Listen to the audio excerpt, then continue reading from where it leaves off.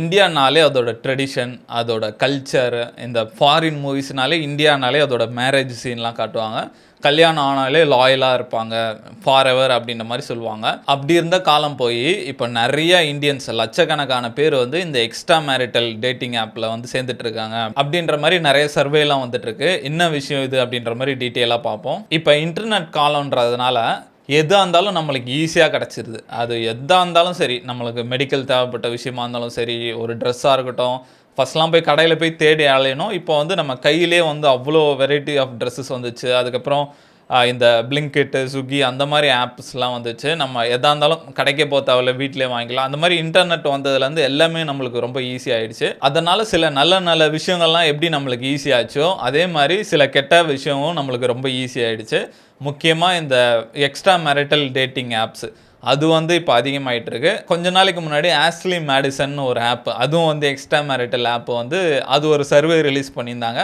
அந்த சர்வே படி பார்த்தா தமிழ்நாட்டில் காஞ்சிபுரம் டிஸ்ட்ரிக்டில் நிறைய பேர் எக்ஸ்ட்ரா மேரிட்டல் அஃபேரில் இருக்காங்க அப்படின்ற மாதிரி ஒரு சர்வே வந்தது. அதுவே எல்லாருக்கும் தூக்கி வாரி போட்டுச்சு. என்னடா காஞ்சிபுரமா, அது வந்து காஞ்சிபுரம்னாலே கோயில் பட்டுக்கு தான் ஃபேமஸ்ஸு, பார்த்தா எக்ஸ்ட்ரா மேரிட்டல் அஃபேர்ஸ் பண்ணிட்டு இருக்கானுங்களா அப்படின்ற மாதிரி அது ஒரு பெரிய கான்ட்ரவர்சி ஆயிடுச்சு. இங்கே வேளச்சேரியுமே காஞ்சிபுரம் டிஸ்ட்ரிக்ஸ் தான், அங்கே அதை கெடுக்காதீங்க அப்படின்ற மாதிரி நிறையா வந்தது. அந்த நியூஸ் வந்து கொஞ்ச நாள் கூட ஆகலை, அதுக்குள்ளே பார்த்தா அடுத்த நியூஸ் வந்துச்சு. கிளீடன்னு ஒரு எக்ஸ்ட்ரா மேரிட்டல் டேட்டிங் ஆப்பு அவங்க வந்து சர்வே மாதிரி ரிலீஸ் பண்ணியிருக்காங்க. அதில் என்ன சொல்கிறாங்கன்னா 30 லட்சமாக இருந்த இந்தியன் யூசர்ஸ் வந்து சீக்கிரமாகவே 40 லட்சம் ஆயிட்டாங்க அப்படின்ற மாதிரி சொல்கிறாங்க. அதுலேயும் 20% யூசர்ஸ் வந்து பெங்களூரை சேர்ந்தவங்களாம் இருக்காங்க. இந்த பெங்களூரு, ஹைதராபாடு, மும்பை, டெல்லி, பூனே இந்த மாதிரி மேஜர் சிட்டிஸ்லலாம் எங்களுக்கு நிறைய யூசர்ஸ் இருக்காங்க அப்படின்ற மாதிரி சொல்கிறாங்க.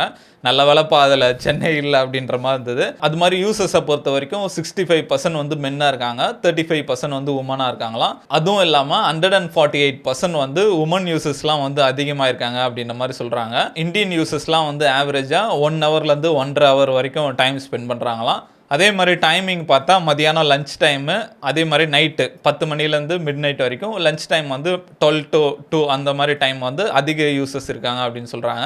இது என்ன இண்டிகேட் பண்ணுதுன்னா மக்கள் நிறைய பேர் வந்து டபுள் லைஃப் வாழ்ந்துட்டு இருக்காங்க அப்படின்ற மாதிரி இண்டிகேட் பண்ணுது அப்படின்னு நம்ம சொல்கிறாங்க. இந்த ஆப்பை பொறுத்த வரைக்கும் மென்னெல்லாம் வந்து 20லேருந்து 30 வயசு வரைக்கும் இருக்க உமனை வந்து தேடுறாங்களாம். உமன் வந்து 30லேருந்து 40 வயசு இருக்க மென்லாம் தேடுறாங்க அப்படின்ற மாதிரி வந்துட்டு இருக்கு. இது வந்து கிளியராக எக்ஸ்ட்ரா மேரிட்டல் டேட்டிங் ஆப்புன்னு ஒரு ஆப் வச்சு அதில் இத்தனை லட்சம் பேர் சேர்றாங்கன்னா இது வந்து நம்ம சாதாவாக எடுத்துக்க முடியாது. இந்தியாவில் வந்து ஒரு பெரிய கல்ச்சுரல் சேஞ்ச் வந்துட்டுருக்கு அப்படின்ற மாதிரி சொல்கிறாங்க. இந்த நியூஸ்லாம் பார்க்கும்போது கொஞ்சம் ஷாக்கிங்காக தான் இருக்குது. அதை விட ஹைலைட்டே என்னென்னா இந்த ஆப்பை கண்டுபிடிச்சதே ஒரு உமன் தான். அவங்க இதை எப்படி டிஸ்கிரைப் பண்ணுறாங்கன்னா, ஏன் உமனுக்கு வந்து டிசைருக்கு ஒரு எக்ஸ்பைரி டேட் இருக்கணும், நாங்கள் சூஸ் பண்ணிக்கிறோம், எங்களுக்கு யார் வேணும்னு சூஸ் பண்ணிக்கிறோம் அப்படின்ற மாதிரி சொல்கிறாங்க. அதே மாதிரி இந்த ரீசெண்ட் டைமில் இந்த அஃபேர்லாம் வந்து ஒரு நார்மலைஸ் ஆகிட்டு வராங்க. இப்போ இந்த மத்தியான டைம்லலாம் நியூஸ் சேனல் பார்த்தா அவங்களுக்கு கண்டென்ட்டே இல்லாமல் ஃபுல்லாக இந்த அஃபேர் நியூஸாக தான் போட்டுட்ருக்காங்க. அஃபேர்னால் வந்து இன்னொருத்தவங்களை கொண்டுட்டாங்க, அஃபேர்னால் ஹஸ்பண்டை கொண்டுட்டாங்க அப்படின்ற மாதிரி இந்த அஃபேரை வந்து இதை வந்து இப்போ ரொம்ப நார்மலைஸ் பண்ணிகிட்ருக்காங்க. அதனால் உமனுமே வந்து ஓகே அப்போ அஃபேர்லாம் ஒன்றும் தப்பு இல்லை போலன்னு. முன்னாடி இருந்தது ஒரு காலத்தில் இந்த பசங்க அப்படி பண்ணிட்டு இருந்தானுங்க. லவ் பண்ணும்போது பார்த்தா ஒரு பொண்ணை கேர்ள் ஃப்ரெண்டாக, ஒரு பொண்ணை ஒய்ஃப்னு சொல்லி லவ் பண்ணும்போது அப்படி பண்ணிட்டு இருப்பானுங்க. அதுவே நம்ம அப்போ வந்து ஒரு மாட்டி பார்த்தோம்னா அவன் எப்படி பண்ணிட்டு இருக்கான், ப்ளே பாயாக இருப்பானா, நம்ம அப்போ அவனை க்ளோரிஃபை பண்ணிட்டு இருந்தோம். இப்போ அதை அப்படியே உமன் பண்ணுறப்ப என்ன இது சரியில்லையே அப்படின்ற மாதிரி இருக்குது. அதே மாதிரி இப்போ நம்ம எல்லாம் கெட்டு போகிறதுக்கு ரீசனே பார்த்தோன்னா இந்த மொபைல் ஃபோன் தான். முன்னாடி வந்து ஒரு அஃபேர்லாம் இருந்ததுன்னா இப்போ ஒரு தெருவில் யாரோ ஒருத்தங்க அஃபேர் வச்சுருக்காங்கன்னா அது அந்த தெருவில் இருக்க எல்லாருக்குமே தெரிஞ்சு. ஏன்னா அவங்க ரெகுலராக கான்வர்சேஷன் வச்சுருப்பாங்க, இல்லை யாராவது வீட்டுக்கெலாம் வந்துட்டு இருப்பாங்க. அதனால் நமக்கு எல்லாருக்கும் வெட்ட வெளியாக தெரிஞ்சிடும். இப்போ இந்த ஃபோனு, இந்த சோஷியல் மீடியானால எவன் என்ன பண்ணுறானே தெரிய மாட்டேங்குது. எல்லாம் அமைதியாக இருக்க மாதிரி இருக்குது. பார்த்தா ஃபோனில் ஒருத்தங்க கூட லவ் பண்ணுறாங்க, நேரில் ஒருத்தங்க கூட லவ் பண்ணுறாங்க. அதுவும் இந்த கார்ப்பரேட் லைஃப்லலாம் பார்த்தோன்னா நிறைய பேர் பிரேக் டைமில் ஹஸ்பண்ட் அண்ட் ஒய்ஃபாகவே வாழ்ந்துட்டு இருப்பாங்க. அதுக்கப்புறம் ஷிஃப்ட் முடிஞ்சு ஆஃபீஸ் முடிஞ்சதுக்கப்புறம் பார்த்தா ஒரிஜினல் ஹஸ்பண்ட் வாசலில் வெயிட் பண்ணிட்டு இருப்பார் வண்டியில். நீங்கள் தான் கப்பல் மாதிரி சுற்றிருந்தேங்க, பார்த்தா வேற ஒருத்தர் கூப்பிட்டு போகிறாரு, அவர் எங்கள் ஹஸ்பண்ட் அப்படின்ற மாதிரிலாம் சொல்லுவாங்க. ஸோ இது வந்து இப்போ ரொம்ப நார்மலைஸ் பண்ணுறாங்க. இதெல்லாம் வந்து கண்டிப்பாக தடுத்தே ஆகணும். இல்லைனா அடுத்த இதில் ஜென்ரலைஸ் தாங்க, இதெல்லாம் ஒன்றும் இல்லைங்க, என்னங்க உங்கள் இது யாருங்க உங்கள் ஒய்ஃபா, இது அவரோட லவ்வர் அப்படின்ற மாதிரி மாறிடும். ஸோ இதெல்லாம் நம்ம ஸ்டாப் பண்ணி தான் ஆகணும். இந்த ஆப்பை பொறுத்த வரைக்கும் நம்மளுக்கு ஒரு நல்ல விஷயம் என்னென்னா சென்னை பேரோ தமிழ்நாடு பேரோ இதில் இல்லை. அது வரைக்கும் நம்ம சந்தோஷப்பட்டுக்கலாம். ஆனால் போகிற போக பார்த்தா சேர்த்துருவாங்க போல்.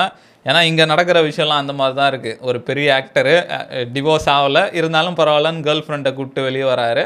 அதுக்கு சப்போர்ட் பண்ணி பேசுறதுக்கு அவ்வளோ பேர் இருக்காங்க. ஏன் குப்பை பொறுக்கிற 2 ஒய்ஃப் வச்சுருக்கான், எங்கள் அண்ணன் வச்சுக்கூடாதா அப்படின்ற மாதிரி அதை வந்து பயங்கர நார்மலைஸ் ஆகிட்டு இருக்காங்க.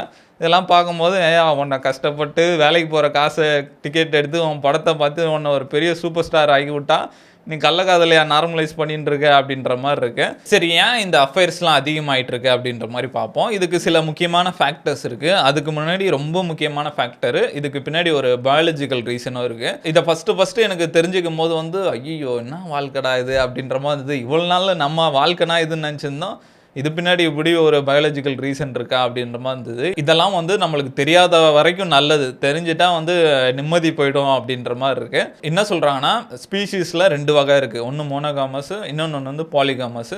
மோனோகாமஸ்னால் ஒருத்தனுக்கு ஒருத்தி அந்த மாதிரி, பாலிகாமஸ்னால் மல்டிபிள் பார்ட்னர்ஸ் அந்த மாதிரி இருக்கவங்க. மோனோகாமஸ் ஸ்பீஷீஸ்ன்னு பார்த்தா ரொம்ப கம்மி, 0.004% தான் இருக்குது உலகத்திலே.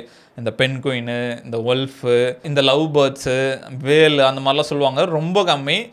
பென்குயின் வந்து லாயல்ட்டிக்கு ரொம்ப ஃபேமஸ்ன்னு சொல்லுவாங்க. அதுவே வந்து இப்போ டிவோர்ஸ்லாம் பண்ணுது அப்படின்ற மாதிரி நிறைய ஸ்டடீஸ்லாம் கண்டுபிடிச்சிட்டு வராங்க. அதில் வந்து ஹியூமன்ஸ் வந்து கிடையாது, நம்மலாம் வந்து பாலிகாமஸ் ஸ்பீஷீஸ் தான். நம்ம வந்து இந்த ரிலிஜனு, இந்த மாரலு அப்படின்னு சொல்லி ஒருத்தனுக்கு ஒருத்தி அப்படின்ற மாதிரி செட் பண்ணி வச்சுருக்கோம். இதை பார்க்குறவங்களே சில பேர் கேட்கலாம், இல்லை என் பார்ட்னர் தான் எனக்கு பிடிக்கும், நாங்கள் 2 பேர் ஃபார் எவர் அப்படின்ற மாதிரி சொல்லுவாங்க. ஆனால் வந்து அவங்க இப்போ ஒருத்தவங்களை கல்யாணம் பண்ணுறாங்கன்னா கண்டிப்பாக ஸ்கூலில் வந்து யாராவது லவ் பண்ணியிருப்பாங்க. அவங்கள லவ் பண்ணி பிரேக்கப் ஆகிட்டு இன்னொருத்தவங்கள லவ் பண்ணுறீங்க. இப்போ நீங்கள் மோனோகாமஸாக இருந்தீங்கன்னா ஃபார் எவர்னால் அந்த ஃபஸ்ட்டு ஸ்கூலில் லவ் பண்ணும் போதே உங்களுக்கு இன்னொருத்தர் மேலே அட்ராக்ஷன் வந்திருக்கே கூடாது. உங்களுக்கு இன்னொருத்தங்க மேலே அட்ராக்ஷன் வருதுனாலே அதுக்கு என்ன அர்த்தம்னா நம்ம எல்லாமே பாலிகாமஸ் ஸ்பீஷீஸு அப்படின்னு தான் அர்த்தம். இதை கேட்கும் போது ஆஹா என்னடா வாழ்க்கை இது அப்படின்ற மாதிரி இருந்தது. நம்ம படத்தெல்லாம் பார்த்து வேறு ஏதோ ஃபீல் பண்ணியிருந்தோம், ரியல் லைஃப் வேறு மாதிரி இருக்கே அப்படின்ற மாதிரி இருந்தது. அட்ராக்ஷன் எப்போ வேணால் வரலாம். இப்போ நம்ம கல்யாணம் பண்ணியிருக்கிறதுனால நம்ம மேலே மட்டும்தான் அட்ராக்ஷன் இருக்கும், வேறு யார் மேலேயும் வராது அப்படிலாம் சொல்ல முடியாது. அட்ராக்ஷன் தொடர்ந்து வந்துகிட்டே தான் இருக்கும். பழைய காலத்தெல்லாம் வந்து எல்லாருமே வந்து இந்த கன்சர்வேட்டிவ் ஃபேமிலிஸ் அந்த மாதிரி இருந்தாங்க, ட்ரெடிஷ்னலாக இருந்தாங்க, ஒரு கமிட்மெண்ட்டோடு இருந்தாங்க, இந்த மேரேஜ் தான் முக்கியம் அப்படின்ற மாதிரி. இப்போ அது கொஞ்சம் கொஞ்சமாக உமன் எம்பவர்மெண்ட் ஆகும், மை பாடி மை ரூல்ஸு அப்படின்ற மாதிரி, எங்களுக்கு ஃப்ரீடம் தேவை அப்படின்ற மாதிரி கொஞ்சம் கொஞ்சமாக அதிகமாக இந்த மாதிரி நியூஸ்லாம் வெளியே அதிகமாக வருதுன்னு நினைக்கிறேன். இந்த ரீசன் மட்டும் இல்லாமல் இதுக்கு சில எக்ஸ்டர்னல் ஃபேக்டர்ஸும் இருக்குது. முக்கியமாக நம்ம லைஃப் ஸ்டைலு, நம்ம வந்து இப்போ எல்லாருமே பிஸியான லைஃப்பில் தான் இருக்கோம்.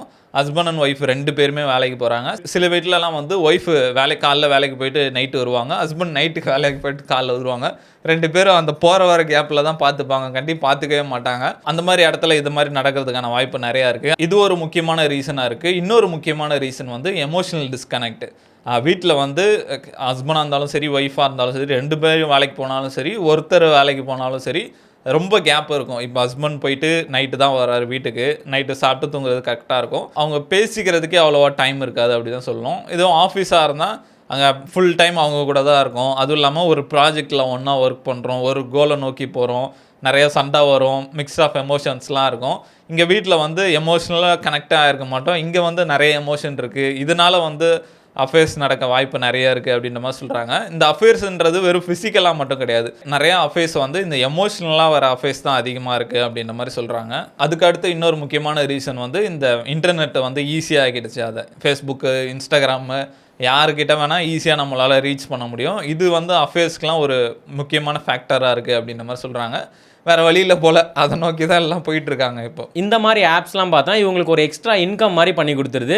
இப்போ நீ சொன்ன ஆப்பு, இந்த ஃப்ரெண்ட் ஆப், இது எல்லாமே பார்த்தோன்னா இந்த ஃபீமேல் ஓரியன்ட் ஆப்ஸாக தான் இருக்கும். அதில் வர மென் மட்டும்தான் பே பண்ணுற மாதிரி இருக்கும், ஃபீமேல் பே பண்ண மாட்டாங்க. ஸோ அதில் ஏதாவது ஒரு ஃபீமேல் போயிட்டு நல்லா காசு வருது. நான் ஒரு ஆடியோ கூட கேட்டிருந்தேன், இந்த ஃப்ரெண்ட் ஆப்பில் ஒருத்தங்க பேசியிருப்பாங்க, ஒரு மென் வந்து சும்மா கனெக்ட் ஆகி பேசிகிட்டு இருப்பாங்க. இந்த மாதிரி இது என்னக்கா உங்களுக்கு எப்படிக்கா காசுன்னா, எங்களுக்கு நல்ல காசு தான் பாதோ, இப்போ நான் உங்ககிட்ட பேசிகிட்டு இருக்கேன், ஒரு 1 ஹவருக்கு 150 ரூபா, நான் எப்படி பேசணும் அதை பொறுத்து காசை இன்க்ரீஸ் பண்ணலாம், இதில் நம்ம நேராக மீட் பண்ணலாமா அப்படின்னு கேட்கும்போது நேராகலாம் மீட் பண்ண முடியாது, நீங்கள் வேணும்னா என்ன வேணும் பேசுமோ அந்த மாதிரி பேசிக்கோங்க, நான் யாருன்னு உங்களுக்கு தெரியாது, நீங்கள் யாருன்னு எனக்கு தெரியாது, நானே கூட என் ஃப்ரெண்டை ரெஃபர் பண்ணேன், இப்போ அவள் கூட ஒரு 2000 ரூபா மாதம் சம்பாதிக்கிறா அப்படின்ற மாதிரி இதை ஒரு இன்கமாக எடுத்துக்கிறாங்க. அதுவும் இல்லாமல் இந்த ஆப் ஃபுல்லாகவே உமன் ஓரியன்டாக இருக்குது. இப்போ மென் போய் ஜாயின் பண்ணா அவனால் நார்மலாக லேடிஸை செலக்ட் பண்ணி பேசலாம் முடியாது, அதுக்கு வந்து நம்ம காயின்ஸ் வாங்குற மாதிரி இருக்கும், இல்லை சப்ஸ்கிரைப் பண்ணுற மாதிரி இருக்கும், இல்லை அந்த உமனுக்கே டேரெக்டாக பே பண்ணுற மாதிரி இருக்கும்.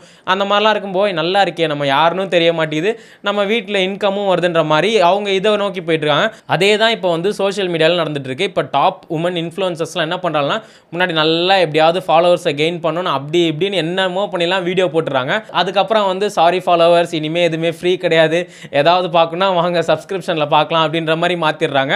அதில் பார்த்தா என்னடா இவ்வளோ ஏர்ன் பண்ணிட்டு இருக்கீங்க, அப்புறம் எதிராக நம்மளாம் உட்காந்து வீடியோ பண்ணுறோன்ற மாதிரி ஆயிடுது. இப்போ ரீசெண்டாக ஒரு நியூஸ், இந்த பர்பிள் ஹெலிகான்னு ஒரு இன்ஸ்டா அக்கௌண்ட்டு, அதில் போய் பார்த்தா அவங்க ஃபாலோவர்ஸ் என்ன ஒரு 250K தான் வச்சுருக்காங்க. அவங்க வந்து போஸ்ட்லேயே அவ்வளோ போட்டிருக்காங்க. போஸ்ட்டை பார்க்கும்போது நமக்கு ஒரு மாதிரி கிறுக்குன்னு ஆயிடுது. பத்தாவதுக்கு சப்ஸ்கிரிப்ஷன் வச்சுருக்காங்க. அதில் போய் பார்த்தா மாதம் 390 ரூபா இருக்குது. எத்தனை பேர் பண்ணியிருக்காங்கன்னு பார்த்தா 23,000 பேர் வந்து சப்ஸ்கிரைப் பண்ணியிருக்காங்க. தோராயமாக போட்டால் ஒரு 80 லட்சம் கிட்ட அவங்க வெறும் மந்த்லி இன்கமாக பண்ணுறாங்க. அது ரீசெண்டாக இப்போ இன்டர்நெட்லாம் கூட போட்டிருந்தாங்க, ஒரு இன்ஃப்ளூயன்சர்ஸ் வந்து மாதம் 40 லட்சம்னு. இப்போ 40லாம் இல்லை, 80 லட்சத்துக்கு போயிட்டாங்க. அதெல்லாம் பார்க்கும்போது இன்னும் இது ஹிஸ்ட்ரி ரிப்பீட்ஸா அப்படின்ற மாதிரி இருக்குது. ஏன்னா முன்னாடி ஒரு மீம்லாம் வரும், நம்ம தாத்தாலாம் பார்த்தோன்னா காசு கொடுத்து இந்த பொண்ணுங்க ஆடுறதெல்லாம் பார்த்துட்டு இருப்பாரு, பேராண்டி அப்போல்லாம் நான் எவ்வளோ காசு கொடுத்து தெரியுமா பார்த்தேன், இப்போ நீங்கள் ஃப்ரீயாக பார்த்துட்டு இருக்கீங்கடா அப்படின்ற மாதிரி மீந்துது. தாத்தா அப்படிலாம் இல்லை, இப்போ காசு கேட்குற ஆளுங்கன்ற மாதிரி இப்போ எல்லாமே திரும்பி ரிப்பீட் ஆகிட்டு இருக்கோன்ற மாதிரி இருக்குது. இதை பற்றிலாம் பார்க்கும்போது ஒரு இன்ட்ரெஸ்டிங்கான விஷயம் என்னன்னா, இந்த ஆப்போட டேக்லைனே எப்படி இருக்கும்னா, extra marital dating app by women அப்படின்னு தான் இருக்கும். இதெல்லாம் பார்க்கும்போது ஒரு இன்ட்ரெஸ்டிங்கான விஷயமா தான் இருக்குது. ஏன்னா நம்ம பசங்களை பொறுத்த வரைக்கும் பெண்களுக்கு வந்து ரொம்ப சாஃப்டானவங்க, அவங்களுக்கு வந்து இந்த பிலோ ஃபைட்ஸ் அந்த மாதிரி தான் பிடிக்கும்னு நினச்சிட்டு இருக்கோம். ஆனால் அவங்களுக்கு பிடிக்கிற விஷயமே வேற மாதிரி இருக்குது. அதே மாதிரி போராடுறதும் பார்த்தா அவங்களா தான் இருக்கும். என்ன அது உங்களை புரிஞ்சிக்கவே முடியல அப்படின்ற மாதிரி இருக்கும். இந்த டாக்ஸிக்னு ஒரு படம் வந்தது, அதில் வந்து உமனை வந்து ஆப்ஜெக்டிஃபை பண்ணிட்டாங்க அப்படின்ற மாதிரி ஒரு பெரிய போராட்டம் நடந்தது. மகளிர் சங்கத்துக்கெலாம் லெட்டர்லாம் எழுதி கொடுத்துருந்தாங்க. அந்த படம் எடுத்ததே யாருன்னு பார்த்தா ஒரு உமன் தான். அவங்க வந்து ஒரு ஸ்டோரி போட்டிருக்காங்க, நாட்டில் வந்து ஒரே கலவரமாக இருக்குது, எது கரெக்டு எது தப்புன்னு, நான் இங்கே சில் பண்ணிட்டுருக்கேன் அப்படின்னு ஒரு ஸ்டோரி போடுறாங்க. இது மட்டும் கிடையாது, இந்த மாதிரி நிறையா படம், இந்த 50 Shades of Grey அது வந்து உமன் மத்தியில் ரொம்ப ஃபேமஸான படம். அது என்ன படம்னா BDSM அது மாதிரி பண்ணுற படம். அது டேரக்டர் யாருன்னு பார்த்தா உமன். அதுக்கப்புறம் வந்து இந்த 365 டேஸ்ன்னு அவன் ஹீரோ வந்து பயங்கர ஃபேமஸ் ஆனார். அந்த படம் யாருன்னு பார்த்தா அதோட டேரக்டரும் உமன் தான். இப்போ வந்து வெதரிங் ஹைட்ஸ்னு ஒரு படம் வந்திருக்கு. இதுதான் வந்து இப்போதைய 50 Shades of Grey அப்படின்ற மாதிரி சொல்கிறாங்க. மார்கட் ராபி வந்து அந்த படத்தில் நடிச்சிருக்காங்க. அந்த கதையை கேட்டோன்னே படம் செம்மையாக இருக்குது, நானே ப்ரொடியூஸ் பண்ணுறேன்னு அவங்க ப்ரொடியூஸ் பண்ணாங்களாம். அந்த படம் ஃபுல்லாக வந்து ரொமான்ஸ் பண்ணுற மாண்டேஜ் தான் வந்துட்டுருக்கும். இந்த மாதிரி எப்படி சொல்கிறது, அந்த ஹீரோ வந்து இவங்கள டாமினேட் பண்ணுற மாதிரி அந்த மாதிரி தான் இருக்கும். இதுதான் வந்து இப்போ பயங்கர வைரல் ஆகிட்டு இருக்கு. பொண்ணுங்களாம் அதை பற்றின ஸ்டோரிஸ் அந்த மாதிரிலாம் நிறையா போட்டுட்ருக்காங்க. இது வந்து கேர்ள்ஸுக்கு இந்த படம் ரொம்ப பிடிச்சிருக்கு அப்படின்ற மாதிரி சொல்கிறாங்க. போராடுறதும் நீங்கள், இந்த மாதிரி படம் எடுக்கிறதும் நீங்கள், சப்போர்ட் பண்ணுறதும் நீங்கள், அகென்ஸ்ட் பண்ணுறதும் நீங்கள். பொண்ணுங்களுக்கு என்ன தான் பிடிக்கும்னு தெரிய மாட்டேங்குதே அப்படின்ற மாதிரி இருக்குது. அதான் ஒரு ஸ்டாண்ட் எடுங்க, மீட்டுன்னு கம்ப்ளைண்ட் கொடுக்குறீங்க, அப்புறம் இந்த அரெஸ்ட் பண்ணுற பார்த்தெல்லாம் ரசித்து பார்க்குறீங்க, என்னதான் பிடிக்கும்னு தெரியலையா அப்படின்ற மாதிரி தான் இருக்குது இவங்க கான்செப்ட்டு. இப்போ எக்ஸ்ட்ரா மேரிட்டல் அஃபேர்ஸ்லாம் இந்தியாவில் அதிகமாகிட்டு இருக்குது. அதை பற்றி என்ன நினைக்கிறீங்க? இதுக்கு முக்கியமான காரணம் என்ன? இந்த மாதிரி ஃபிலிம்ஸ் அந்த மாதிரி பார்த்து கெட்டு போகிறாங்களா, இல்லை கல்ச்சுரல் ஷிஃப்ட் நடந்துட்டு இருக்குன்னு நினைக்கிறீங்களான்றத கமெண்ட்டில் சொல்லுங்கள்.